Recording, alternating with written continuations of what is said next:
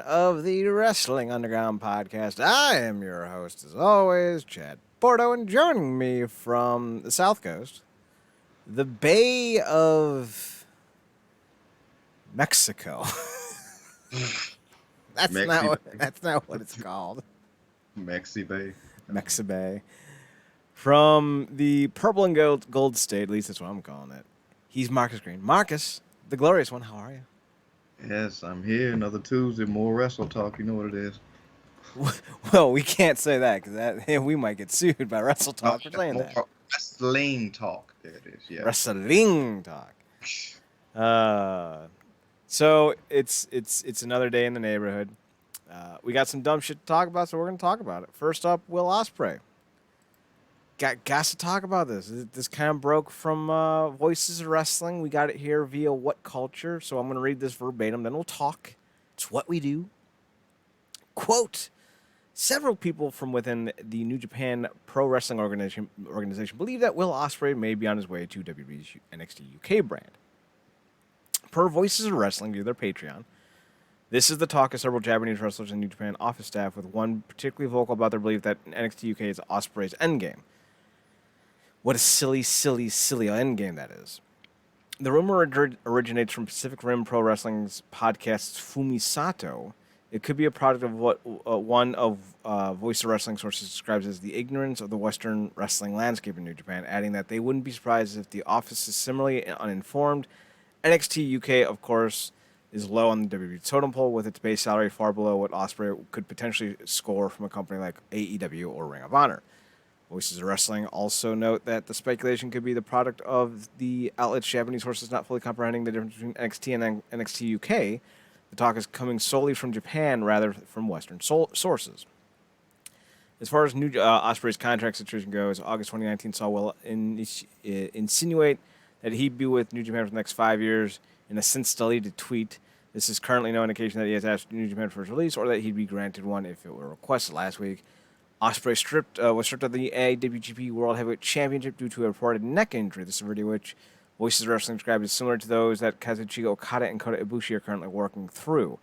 According to New Japan trainers, Ospreay is hurt, but not to the extent that he had to stop wrestling immediately, with time off generally planned to have for after this month's Wrestle Grand Slam tour. Ospreay is currently at home in his native England, having left Japan due to several issues, some of which are personal in nature, while others are shared by New Japan's disgruntled foreign contingent. This includes the company's decision to go back on allowing non-Japanese wrestlers to leave the country after rescheduling its previously canceled Wrestle Grand Slam tour dates earlier this month.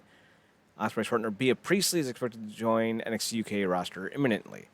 So, Marcus, New Japan, I just actually saw another story that kind of related to this, although I didn't know where it was from, so I didn't pull it, but it said something to the effect like, New Japan is concerned that we are going to have another mass exodus. Ruh-roh. So, I don't know, thoughts, opinions, comments? Yeah, not a big Osprey fan. Outside is in ring talent. Um, but and I can't be mad that he's no longer the champion. But yeah, I mean it is interesting. I don't know about a max exodus. I don't know if losing Osprey right now or Priestley is a loss right now. But who else was supposed to be going from New Japan? I'm not entirely sure. That's the thing. I saw the story, but I didn't actually click on it yet. Yeah, It could be anyone. yeah. I mean, look, I'm not ruling it out because we have seen it happen massively before. But Mm-hmm. um, like I said, I don't necessarily view this as a loss. There's other names that they can pull to and get to. Like, it's as much as I know you're not a fan of one Jay White. They got out. Is what I'm saying. They got Tanahashi. They got White. They got a lot of options. They could maybe potentially finally pull the damn trigger on Sonata. Yeah. Feels like he's been in the pattern for God knows how long. It's other names. They got options. That's the good thing. Um, but yeah, in terms of NXT UK, I don't know, man. Like I think we can I guess be assured that Osprey end up anywhere but Impact. Um, Mm-hmm. because of past situations. But yeah, I don't view it as that big of a loss. Obviously, he's a tremendous talent, but I don't know if he was the necessarily the right one to go in the direction. Then maybe going back to Okada. is where they need to go.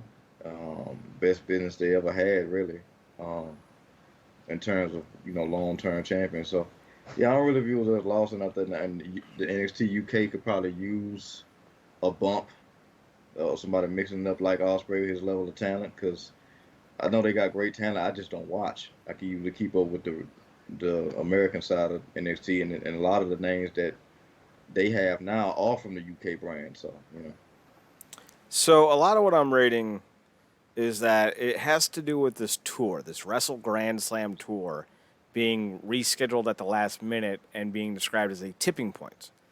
Foreigners on the roster were reportedly told they could return home before being informed at the last minute that the shows would resume and they would have to remain in Japan. Tensions had already reached a boiling point following poor communication from New Japan and wrestlers being kept in the dark following the COVID-19 outbreak. A meeting was scheduled at Korakuen Hall on the 24th of May, and Geto and others plan to speak to gaijins on the roster who stayed in Japan. Japanese wrestlers on the roster are also frustrated about the situation that they weren't informed about the resumption of touring until New Japan announced the decision publicly. The company's quarantine guidelines and poor communications have also led to further frustration. I saw Okada has COVID. Someone else has COVID, and I forget who it was. Like, two of their big top stars have COVID, which is fascinating because you would have expected with how kind of, on the nuts Japan is right now for trying to get, the Olympics going. And they went into another lockdown, I think, in January or February. You would have thought that, these things would be kind of on the forefront of their minds and protecting the wrestlers, but apparently not. Yeah, that sucks. I'm surprised. I mean, I don't know how diligent they are right now. Are they doing the vaccine thing over there? I would imagine. I don't know Yeah. who's their provider is, but yeah, I would imagine. Yeah. So, I don't know. I mean, have we heard about? I don't know if you or I haven't heard anybody like getting vaccinated and then still getting it or getting it again after being vaccinated. So, I mean, I think that still proves we still having to work through this thing. Like, it Mm-hmm. ain't a done scenario, and Japan was really diligent about the lockdown um, situation. So that obviously sucks, but that I think more than anything, it having in New Japan kind of keep people on their toes. I don't know if anything can really get WWE on their toes until it's something major, because they tend not to care when they need to. But I didn't do. Wow, that's interesting. I didn't know that Okada has the thing. Shoot. Yeah, and I saw someone else. Maybe if I Google it, I can find it. New Japan star. I know someone in Noah also got it too. Taichi, that's who it is. Taichi was the other one who confirms. So it's not all bad news. I'm so glad you said it. Ah, I'm kidding. I hope they're just asymptomatic. yeah. And I think you can still carry it if you have the thing, the shots, but I don't think you will have it manifest. I think. Don't Yeah, so you're, yeah, I guess to make a Blade 2 reference, you're a Reaper, but you're not Nomac. No, you're more like Scud. You just hang out with the Reapers. Oh, you think they trick my security system? I let them in, idiot. It's a dud. It's not a dud. Oh, God. Dude, Stuff like that, kid. did I ever tell you that the first DVD I ever watched on my own was Blade 2? Oh, wow. History. Yeah, I had it. I don't know how I got it, and we had just gotten a oh God, we had just gotten a laptop that had like a DVD player installed, like on it, and it was like cutting fucking edge. I like 2002. I was like, oh, this is the coolest thing. You can watch DVDs on a computer and take it with you. Oh, the future's wonderful. Now we can download entire fucking libraries to our phone. It's not, not the same thing, but still, I was like, oh, this is the coolest shit ever. I laid in my bed watching the movie when I was like 15, like, this is so cool. Technology, man, it's fucking weird. Speaking of fucking weird, let's move on to the NWA. They have a show coming up on the 6th called When Our Shadows Fall. Because apparently we need to name our pay-per-views stupid fucking names. Hey, Dad, can I order Where Our Shadows Fall? What is that, Pokemon? No, you got enough Pokemon shit. What is that? Golf porn?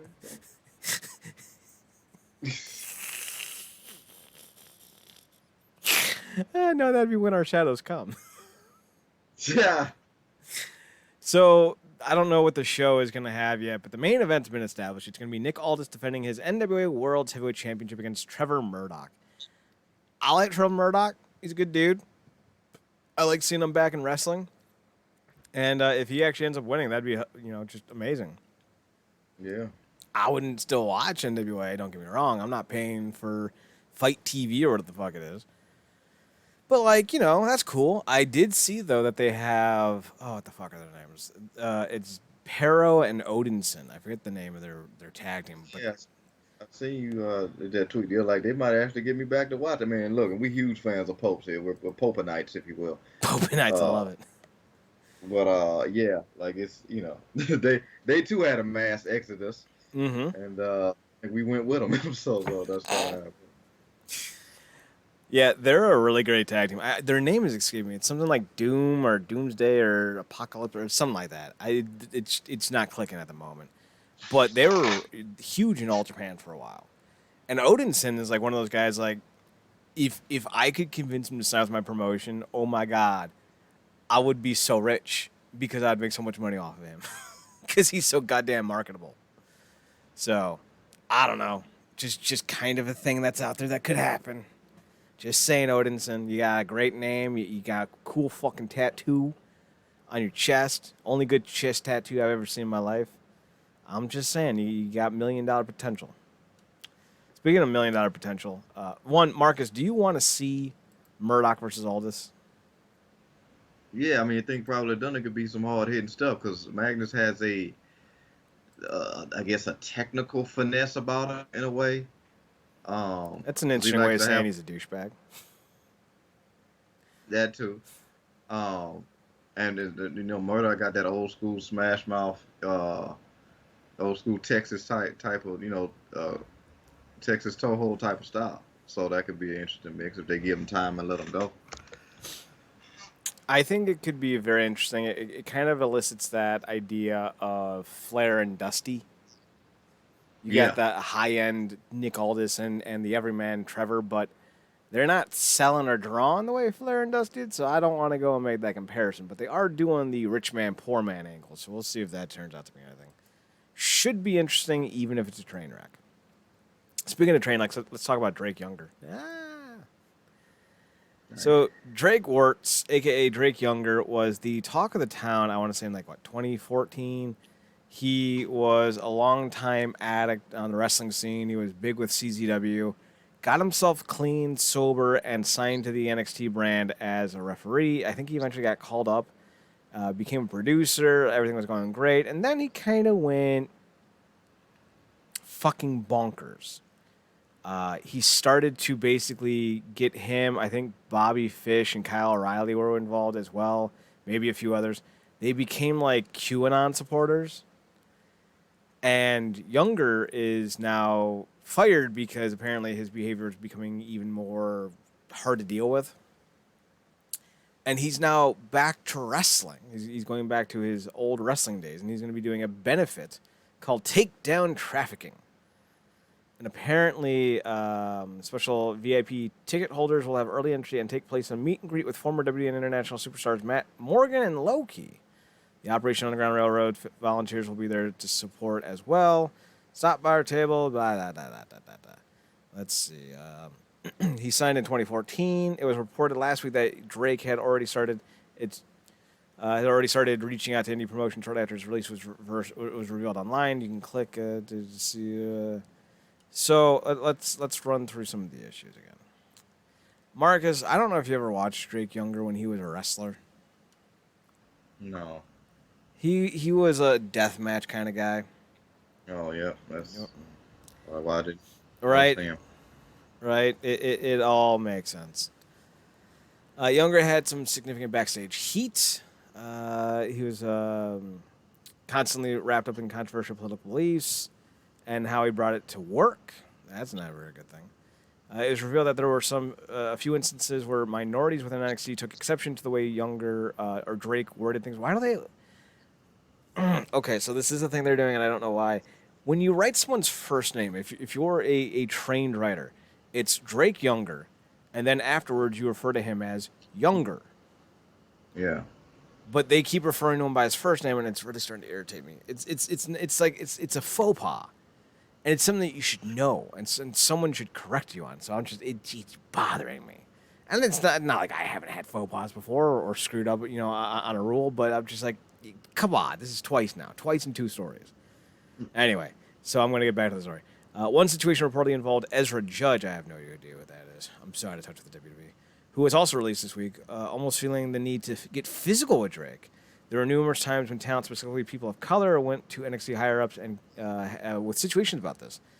Drake reportedly gained significant heat at TakeOver in Your House in June of 2020 as a story of his behavior went around following a talent meeting with Triple H. Triple H gave a speech which came in the middle of the Black Lives Matter movement that saw him say all people, regardless of the race, gender, and religion, were welcome in NXT. Word is that when religions were mentioned, Drake's attitude immediately changed, and he reportedly aggressively gathered his belongings and left. That sounds like to me like Younger and Triple H had a conversation about this very subject, and Triple H made it a point of contention publicly. But that's speculation on my part. Regarding the meetings with Triple H, Wrestling Inc. first reported on the pre-show and post-show talk back on June 8th, the day of TakeOver. It was noted that before that the show, Triple H invited everyone to discuss their feelings and specifically mentioned Black Lives Matter, saying that he was open to having conversations. Talent appeared to be receptive, but there was no open conversation that occurred with everyone around. Triple H then held the talent meetings after TakeOver. He reportedly reiterated how proud he was of the talents for standing up for their beliefs in an important time for the world. He then became emotional, saying he wants everyone... We already heard that part. He also says that he wants the talent to set an example for the world. The meeting was described as a powerful moment of uniting everyone together. This new report is the first we've heard of Drake leaving the meeting. There's no word yet on Younger's plans for the future, but it was reported last night that he has already started reaching out for potential work. Shocker, the QAnon guy is kind of a racist. Yeah, if because like we don't know. I mean, obviously we weren't there. We don't really know. But if that did, I mean, look, you got to be a specific douchebag to be catching heat in NXT. Because most of those guys are just trying to get on the show. Mm-hmm. So they working and doing a lot. Like we've talked about the overcrowding situation and whatnot, but and you can also tell some of these guys have been like in NXT because of their names. It's very NXT like type of names. But yeah, I mean, look, and we don't know this, but I'm gonna say it does sound like Triple H did a hell of a lot more than a certain guy who over in AEW when all that crap was going down over there. Mm-hmm. So, I mean, that's good to hear. Specifically with Triple H, who, has a lot on his shoulders in terms of, when stuff happens, he has to kind of take stuff on the head and kind of deal with it. So. Yeah, but the QAnon guy, I'm kind of just surprised that, Fish and O'Reilly is with him. But again, I don't think we ever really found out anything about what their beliefs are either. It's real funny how a lot of people just starting to come out the bag when this stuff comes up, when they kind of stay on the radar if they just shut up. So. Maybe it's not Kyle Riley, but I know Bobby Fish was involved, I think. Yeah. Disappointing, but I guess, disappointing but not surprising, because like we always say, you don't know these guys, and all this stuff has been a lot of people out of their bags. Like, I think did you see the thing that happened with Gal Gadot? Yes. Yeah, that that whole thing, and then apparently Mark Ruffalo said something recently, and now he's getting it too. So. I was watching this thing, what it was the other day, and the guy was like, just because everything's on your head don't mean it need to come out your mouth. Okay, so scratch the Kyle Riley. Bobby Fish guaranteed. QAnon. Okay, gotcha. So, yeah, the Gal Gadot thing is interesting because there's no right side to a conflict like Israel and Palestine. Mm-hmm. They're both doing some fucked up shit. But no one can just say that. It's pick a side. Israel's bombing a lot of places that they don't need to be bombing, but it's not like Palestine hasn't been doing suicide bombings in their history. Let's say, y'all just need to go like, hey, my bad. Yeah, it's it's funny when you call me. I think she was to sum up her thing. I basically think she called for peace on both sides. Mm-hmm. But people's like, no, this is your audience. We need a Wonder Woman and we need an Ares. Hello, okay. Like, all right, whatever. See, maybe comic books were a mistake. Oh, don't say that, Chad. And they wouldn't have got their Superman. They wouldn't have latched on to, Superman, Batman's nuts for all these years. They wouldn't have had nobody to look up to as kids. Right. Like, It's one of those things like these situations are never this easy. Like, you can't just sit here and go, oh, there's clearly a wrong side to this. No, there weren't. no. It turns out most of humanity is two dumb people doing two dumb things and one dumb person ultimately paying the ultimate price. It's not that complicated. Like, you look at the history of America, like, people paying, the tribal Americans, like, oh yeah, simple, quiet people. Then they were they were beheading and scalping people. Like, listen, fucked up things on both sides. Fucked Come up on, things. man. We wanted to be, a lot of people, of course, wanted to be black and white, but oftentimes it's gray, and a lot of people don't want to be in the gray area, because in the gray area, you got to admit fault. Right. The sheer, like, ridiculousness that we still celebrating Columbus Day when we know what it is. If I go to Chad's house and I go in Chad's house, I can't say I found his house. I mean, you could. I'd just be waving at you like, hey. Like, I'd even say it too. Hey, you found my house. Yeah, Chad'll be looking like, actually, speaking of Batman, you'll be looking like that meme of him in the shadows standing in that corner. So yeah, situations are complicated. QAnon is not. They're terrible people. Child trafficking is a thing, and it's wrong, but you don't need to support QAnon by stopping the sex trafficking of children. It's like, I don't need to be a feminist to believe in equality. Yeah, that's been going on, man.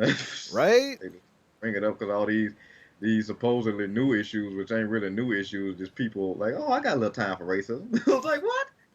Okay. Well, I just had my morning tea. I think I can be a little racist today. I've got the time. Like, oh man, like I got a month off from work. It's time to be woke, man. Okay. All right. No. You can't do that. Exactly. You can't do that. You can't do that. Speaking of you can't do that, John Cena doesn't realize that Taiwan is actually an independent country, that China is just kind of like, hey, we own you. But, like, it's cool. We living in some strange times when Cena's effing up. So he apologizes to China, and then CM Punk changes his bio to say Taiwan is a country. I'm still Thorn Flash. I'm still the villain. Who's the villain now, Flash? That is hilarious. I love that these two are still beefing all these years later, just quietly. All right, speaking of things that need to happen quietly, can we just forget about Chelsea Green? So long, farewell, Avitas, and goodbye. Not if your favorite Impact performer, Matt Cardona, has anything to say about it. And apparently he does, because she's allegedly in negotiations to return to the company, and I'm sitting here going, why? No one wants this. Then y'all know, Impact, if you're listening, if she's the one to knock off Parazzo, even though we ain't exactly, on the Parazzo parade either, we will have words. We will have a discussion. You will go to your room, and you will apologize for your just decadent behavior. Just no, like, she's unathletic. She has no real personality. I don't get the appeal. I don't. Honest to God, Marcus, I don't know what the fuck this company's doing half the time. I don't. I don't need to see the crazy bride again. Like, I'm good. It wasn't that entertaining the first time. Yeah, we saw the peak of what she can do, and I'm not gonna take her seriously gunning after Parazzo or anybody. Like, I'm just not. She wasn't good when she was trying to be. She was in NXT, and she was, I think she came up on Raw to get dog walked by Charlotte, which is par for the course on that narrative. But yeah, she just it's not there. Not all these girls can really go like that. I commend her for continuing, but I think she peaked with that Van Ness character, Oh, Van she Ness. did. So yeah, so She has no she's basically Britt Baker. You know, I in terms of like physicality and athleticism, I think they're the same fucking person. Neither of them really impress me. Neither of them really do anything that I think is like, oh yeah, that's so good. Like Asuka was like real, like she was hard, man. Like she had this just the ability to spin on that heel. You know, she had a great front toe pirouette when she threw those kicks. Like she was like she could kick, man. Like yeah. But like Chelsea, like here's my forearm, and now here's a weak ass clothesline, and now I'm gonna yell at you. I'm so good at this. Why do you think Scarlett Bordeaux isn't wrestling? We know she can't wrestle. She's not good. She looks good in leather and she screams. I'm sure those things happen quite often in her personal life, so she's just bringing it to the screen. TikTok. I'm sorry, man. Remember when Killer Cross actually had like hype around him? Yeah, man. NXT, where dreams go to die. Ironically, it's in Orlando, where dreams go to be made. Just depends on which side of the street you're on. Yes. Mickey. Buying up the DC. You hear about that? That Disney might buy DC Comics. Yeah, man, it's just so much going on, man, and I'm just sitting up here like, man, I'm so glad Snyder's away from it. Like, I know what people, restore thing, and I get it, but like, who wants to be involved in this? They're gonna have to blow their load so hard come Fandom.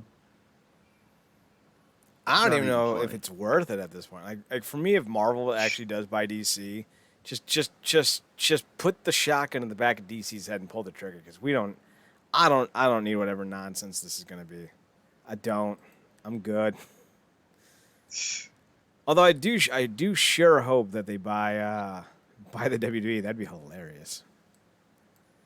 Not that I've heard any rumors about it, but I 5 years ago they're like, yeah, Yeah. the Disney might buy the WWE. I was like, I don't think that's gonna happen.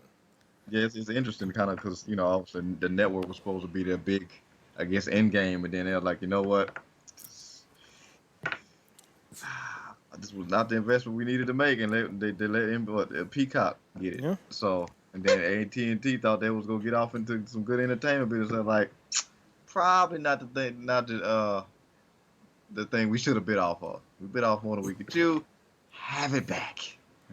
How crazy would it be if Impact, because Impact just bought Invicta FC, the top all women's MMA promotion in the world. Like, how crazy would it be if they just fucking, the Impact parent company, Anthem Sports, is just bought DC Comics. That'd be hilarious. I would just laugh. I'd laugh. I could just imagine Scott D'Amore trying to write comics. Oh my God, Team Canada superhero. Although I might follow the Little Adventures of Petey Pump. Oh, I would definitely follow the adventures of Little Petey Pump, especially if it's just stories of working with Scott Steiner. Come on, Petey. Speaking of stories that you're gonna want to tell one day, anything involving Davey Richards, I think, is choice entertainment. Especially when he was doing his indie tour in like 2012, when Tony Casino was beating up 15-year-olds. So Davey Richards has been out of pro wrestling for a few years. He was an EMT and helicopter paramedic, and he was going to get his PhD, but he's always kind of stated like, I'm not done with wrestling, I'm just taking a break from wrestling. I think the word was he would come back in like late 2019, early 2020, and like there was rumblings of it, but then COVID hit, and obviously as someone who has, he's a paramedic and working on his doctoral license. Excuse me, I got some real bad acid reflux at the moment. Excuse me. All right.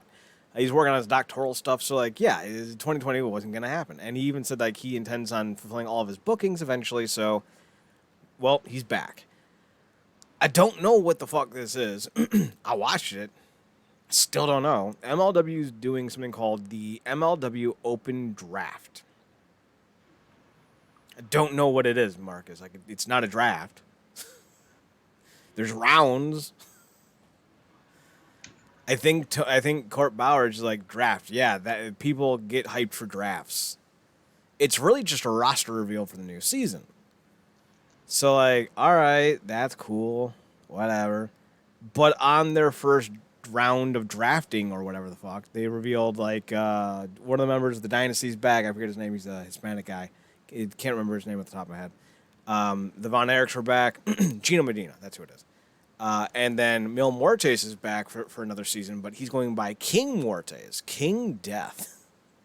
That's a great fucking name. I am King Death. I love it. Or is Muertes death or is Muertes murder? It's death. Because his whole shtick was that he was the man of a million deaths. Yeah, it's funny. He called himself the king now when he had an actual throne in Underground. Yeah, I think he still has a king. Still has a throne, I mean. So when talked about Davey Richards, Court Bauer says Davey isn't just a world-class workhorse, he's a beast. One that's going to instantly change the dimension of the in-ring product in MLW. I have tremendous amount of respect for Davey. He's one of my favorite wrestlers, favorites to watch for over a decade. I'm happy to welcome him to our newly expanded roster. Richards, who announced back in April that he would be taking bookings for July, tweeted after the draft announcement that and noted that he has multiple offers when he announced his return. Humbled that so many offers came when I announced my return. MLW houses the best in professional wrestling, and I am excited to test myself against them. Let the hunt begin. Gino, we already talked about that. So, yeah, there's another round coming out on Thursday. It's round 2, I guess. I don't know what the fuck these are, but like I'm interested because like if Davey's their first guy to announce their reboot or not reboot, but the relaunch in July, I think, or June, July 10th. Like, yeah, that's cool. I'm digging that because like I could see him going for that middleweight title right off the bat. So, Marcus, we talk about MLW sometimes, and every time I have to ask, does this make you want to watch more? And now I'm gonna ask again with Davey Richards' name inserted. Does Davey Richards in MLW make you want to watch more? A little bit, but not much more than that. Just to see where he's at, how he looks, see where he's at in the ring. I do think it's cool that this is, we talk about that there was a correlation between, I guess, references to Lucha Underground because they have like seasons, which I think is real cool. And it keeps things fresh in a certain way, but yeah, not much more than that. I guess it is cool to like switch people in and out. I don't know if Muertes now does he still have a valet? Do we know? Well, technically, I think because it's going to be Dario Cueto, I think. Oh, okay.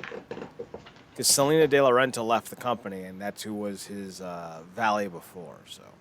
Oh, it'd be cool if they could get Katrina back part-time, but I know she's into acting now. So, but has she been in anything?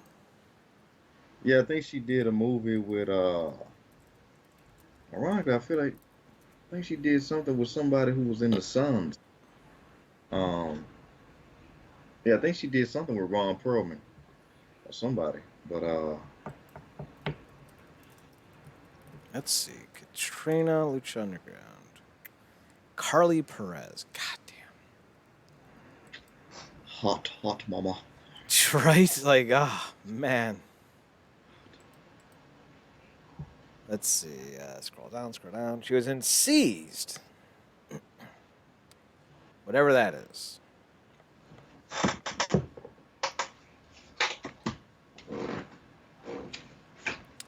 Yeah, I don't see anything more about that. Maybe if I look up her IMDb. Yeah. She this photo makes her look a little like, if you go to her Wikipedia page, tell me that her photo doesn't make her look like Melina.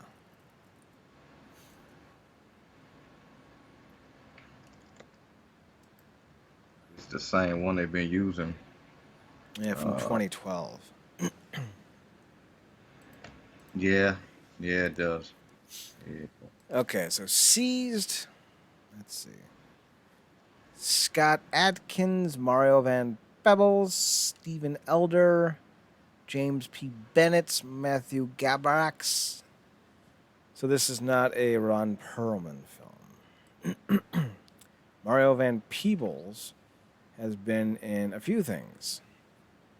So there's that.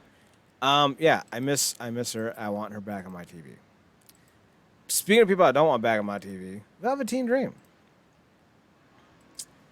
So last week, when was it? 21st. So when was this? Friday. It came out that Velveteen Dream was released due to behavioral issues, but had support from the higher-ups in the company. So, let's see. He had not appeared since December. Brian Alvarez reported on Wrestling Observer Live that Dream had friends in WWE who were very, very high up in the company. This reportedly led to some people feeling uncomfortable with going to management about his behavior because he was close with management. It was indicated that Dream's release was not due to previous allegations against him, but more of the behavioral issues. There's been talk about behavioral issues with Dream from his time in NXT and from when he went to other places such as Evolve. Dream represented the company at Evolve 113 in 2018 and then at Evolve 123 and 124 in March 2019. In addition to being backstage at Raw earlier this month, after being away from some time, Dream was training with the WWE Performance Center last week, according to Wrestling Observer. There's no word on what Dream might be planning for the future, but it is under a standard 30-day non-compete clause with an NXT contract. I think they meant 90-day non-compete clause. He'll be a free agent signed with companies after Saturday, June 19th. So the one thing that I should point out, maybe it is a 30-day non-compete clause, is that there was also concern that he would become a trainer at NXT, and people were not feeling that. Well, Dream responded. The allegations from April 2020. Let's see. Let me get this right because I think this is about the previous allegations because there's been more than one set of allegations against him. Dream addressed the allegations against him and said that he felt strong but about not defending himself on social media, but he also understood the audience he works for and felt that those who know him deserve clarity. He also said that he's grateful for the opportunities. Let's see. Are we actually going to talk about the allegation against him? No. No, we're not. Let's see. So starting from the top, this is long. I'm not going to go through all of it.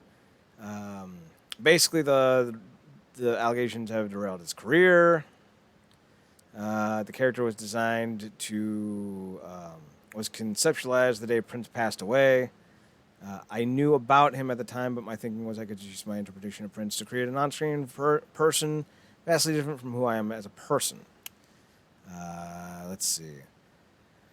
Thank you all for anybody who enjoyed and allowed my character. The night of April 20th, from my verified Instagram account, I posted to my story to my followers, letting them know that my DMs have been opened. I received a different message ranging from support to heckling, and some inquiring about how to get started in pro wrestling. I responded to a few, but not all. And after a few, I responded to one account who accused me of solicitation. The account belonged to a 17-year-old aspiring wrestler, Jacob, before he deleted it. In the conversation, Jacob shared his interest in working as a pro wrestler one day and asked what steps would be required. I messaged a short list of things he should consider if he was serious. Physique and promo to start. Physique because whatever.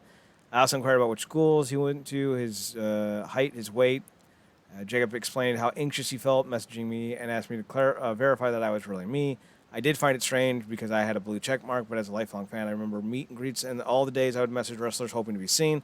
So I checked it up to an innocence and sent a voice message in my Velveteen Dream voice as to keep kayfabe.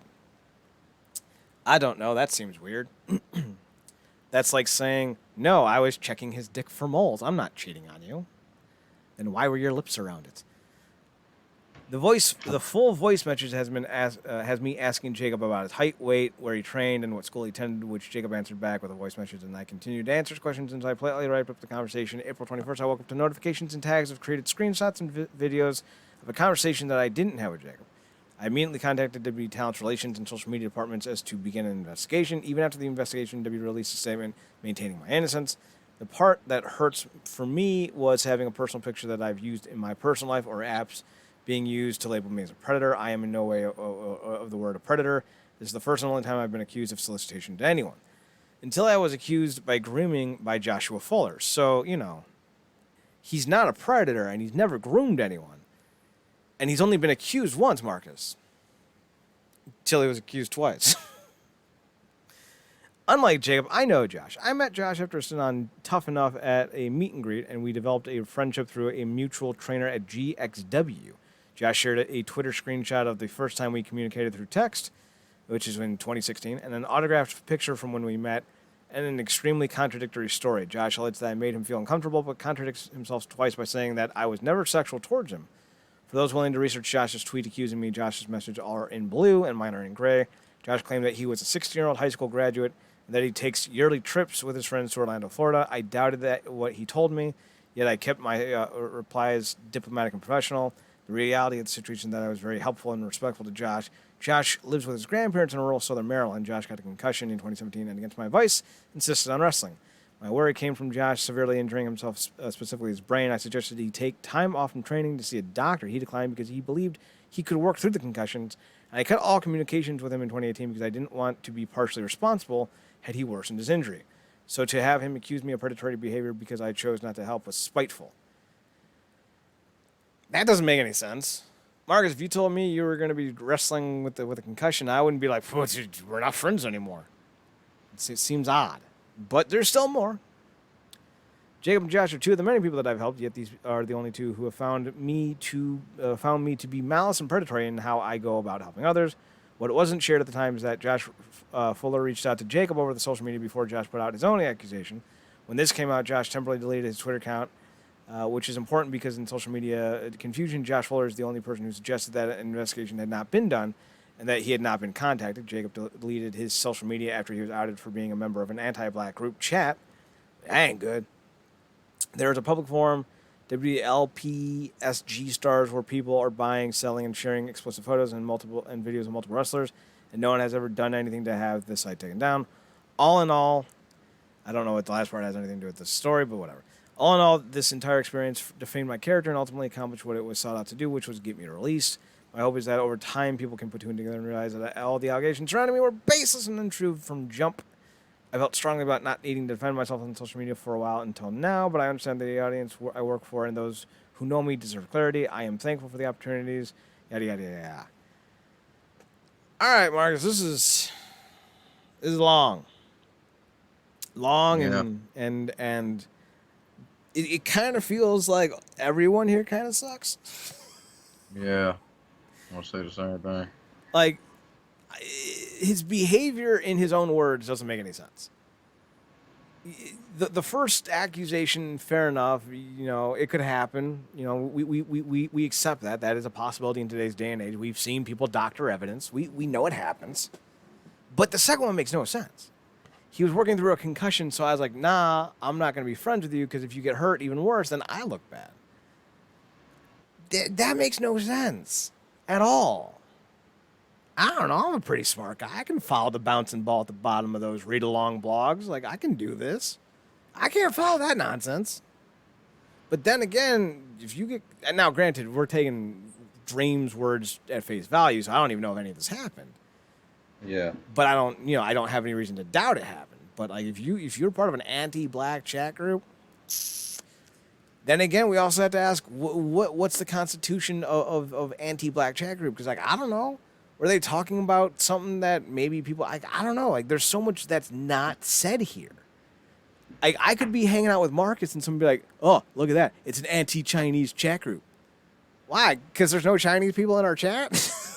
Is that what it takes to be, derided like that? I don't know. So like, there's a lot here that doesn't make any sense, but there's also too much, I don't know, like... Y'all just should disappear, all three of you. Yeah, it's that. I mean, you basically summed it up, man. Like, because I get everything that's going on. Like I said, I think a lot of it is overreaction. So, like I said, this wokeness, this over wokeness is reaction to a lot of guilt people are having. Mm-hmm. But with this, like, clearly miscommunication here. Maybe Dream had some was well intended at first and just handled things wrong at a certain point, and then he might have been dealing with a non-healthy individual. Because a lot of these things, specifically over the internet, start one way, and then you realize you're not really dealing with they're missing a couple fries in his Happy Meal, and things are gonna go left from there. So, but I mean, if I'm being honest, he cooled down in terms of his relevance. Because he had a lot of problems from circumstances. Then he got hurt. Then he came back, and then something was off. Mm-hmm. He had the same swag. It was, looked like he was seemingly always getting hurt.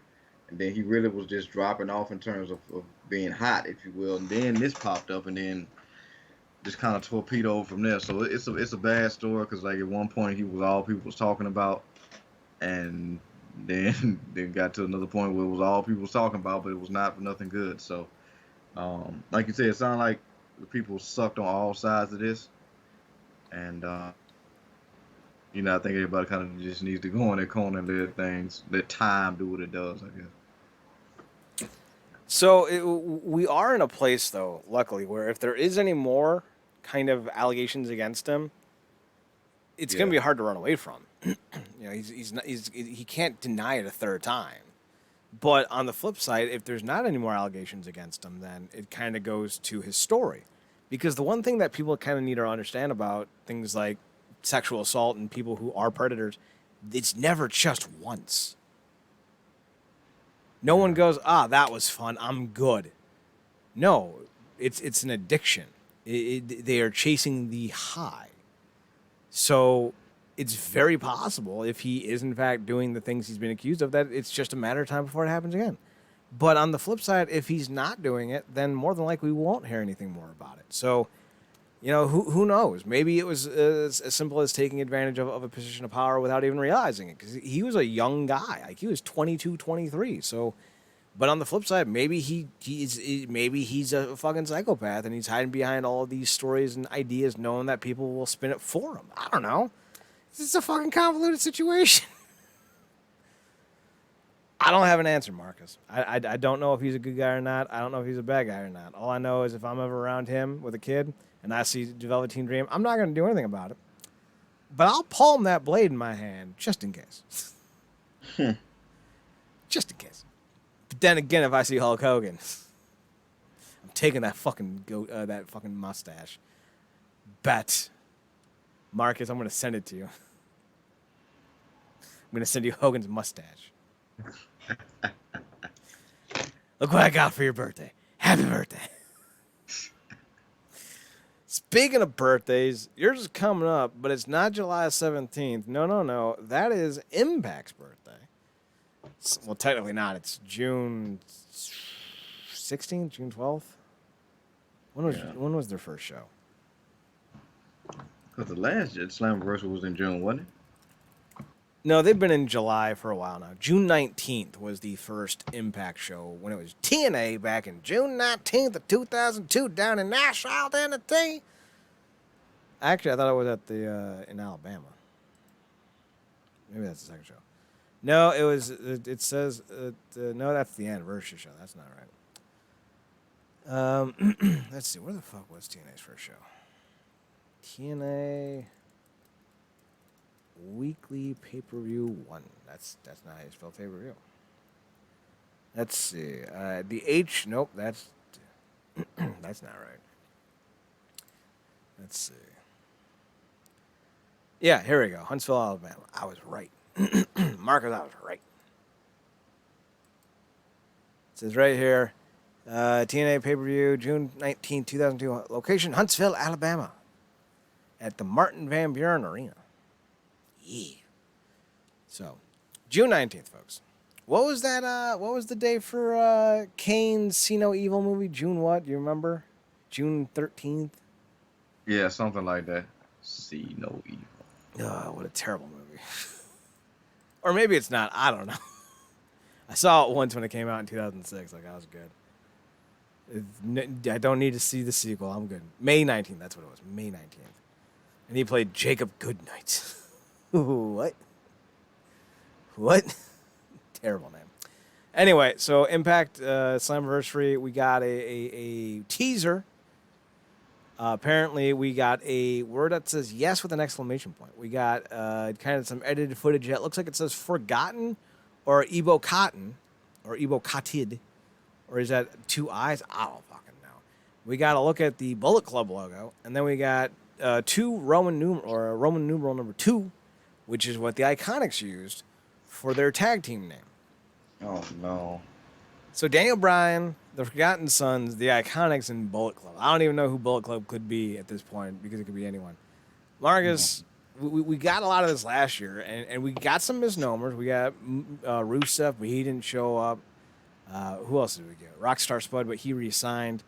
So do you really think that Daniel Bryan could be on his way to Impact? Because that's the big get, right? Everyone wants the Daniel Bryan. Look, If it was me, I'd try to get three names specifically. Brian, maybe Mickey James, and Joe. I don't want to see the dumb Ronix or anything anymore. Bullet Club. We're getting enough with Gallows and Anderson, and like I say, they don't even feel like Impact guys, even though they're Impact guys.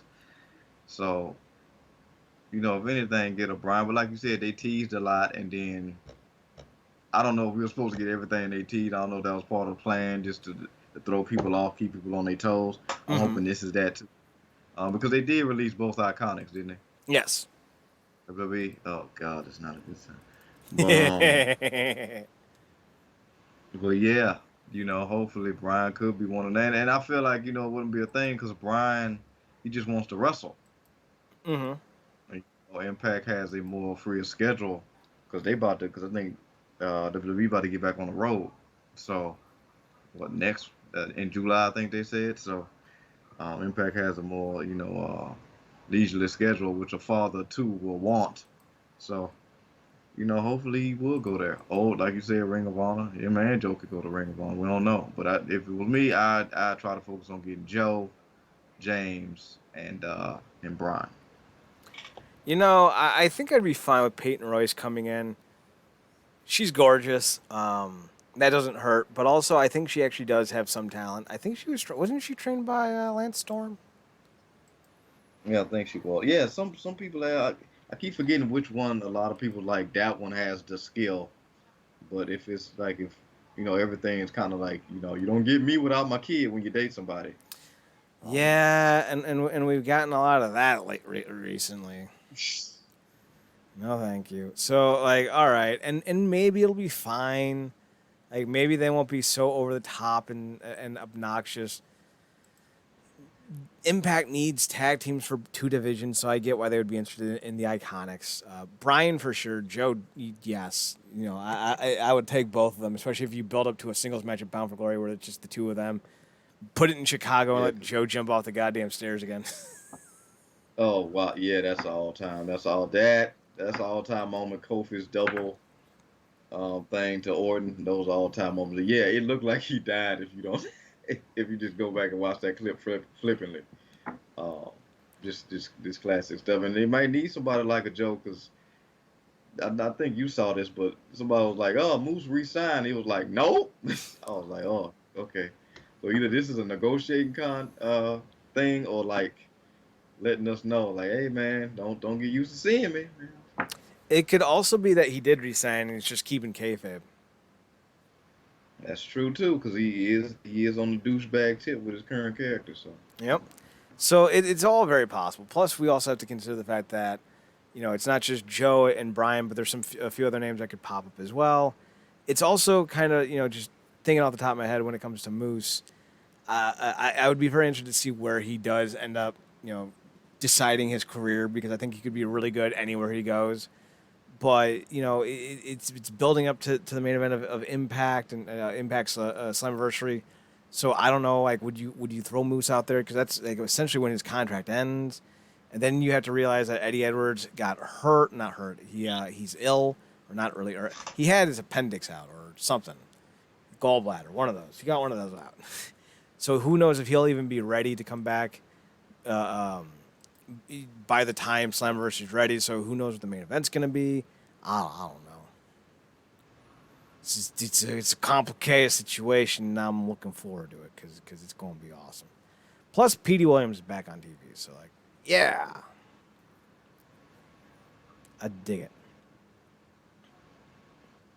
Marcus, same. any final thoughts on this week's show? Kofi had a third kid. His wife had a third kid. Pushed out.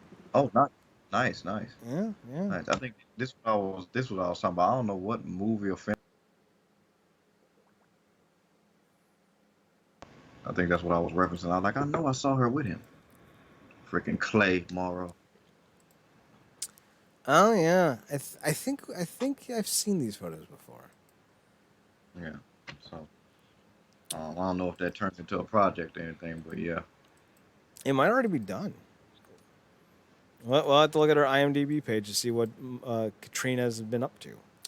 Katrina with a C. Yeah. So Yeah, that's all we got for this week's show, I think. We're still working through on what we're going to do for our... Lakers are up. That's disappointing. We're still talking about what we're going to do for our review. We'll let you know when we decide. He's going to be awesome. Yeah, I think that's about it. I'm forgetting something. Yeah. All right, so for Marcus Green, I'm Chad Porto. Thanks. Did God do the entire thing? RealNerdcorp.com. RealNerdcorp.com. Wait, did I spell that right? NERDCORP. Wait, hang on. RealNerdCorp.com. There we go. That's what I write. RealNerdcorp.com. Our Twitch is twitch.tv/Wrestling Underground. Our Twitter is NerdCorp, NERDCORP. Our Instagram at Real NerdCorp. Marcus can be found on Twitter at ParadoxKid, ParadoxKid. That's me. You can also find him on his other podcast, The True Penny Show, over on Twitter at True Penny Show, TruePennyShow. Check them out there. You can also find me on Twitter, Chad Nerdcorp, ChadNerdCorp, and on the Instagram at Chad's Photo Hut. I think that's everything. For Marcus Green, I'm Chad Porter. Thanks for tuning in. Thanks for checking us out. Thanks for giving us a chance. Remember, as always, to watch more wrestling. And with that, Marcus, it's time to kick out at 2. Take us home. Good night, me.